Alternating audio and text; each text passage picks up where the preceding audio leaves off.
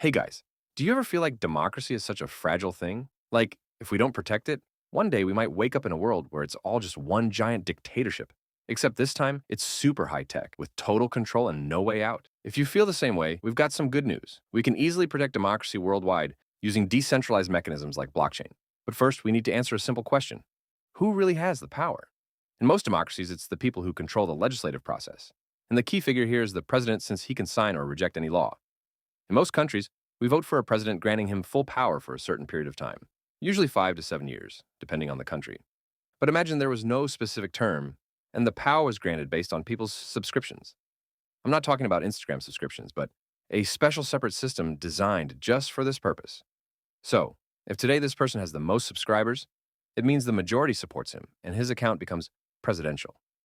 But since his entire power rests solely on people's subscriptions, his position is not permanent. Want him to continue to pass laws? Stay subscribed. Disagree with his actions and proposals? Unsubscribe. And if another account gets more subscribers than the current president, the power shifts, and the previous president loses his power. Now imagine that every new law proposed by the presidential account doesn't take effect immediately. It is put on pause for 15 days before going into the blockchain, that very digital chain where all active laws are stored. During that time, people decide whether to remain subscribed to that president or unsubscribe. If the bill is good and the subscription level remains high, then after 15 days, the law is automatically published in the blockchain and becomes official. But if the proposal is absurd and the president's support falls below the critical level, the bill simply cannot pass into the blockchain. Everything happens automatically at the code level. No hassle with cancellations, no bureaucratic red tape, no endless debates on how to get rid of an unnecessary decision. People simply unsubscribe and the bill remains a draft. The good thing is that in such a system, there's no room for empty promises or pre-election rhetoric. Legislative proposals are immediately published as bills with clear details. If the majority supports them, they subscribe and the account becomes presidential. And the first laws published in the blockchain are exactly what people supported. This approach forces leaders to act responsibly. One wrong move and they lose support. No safety net for governors, but a huge benefit for society.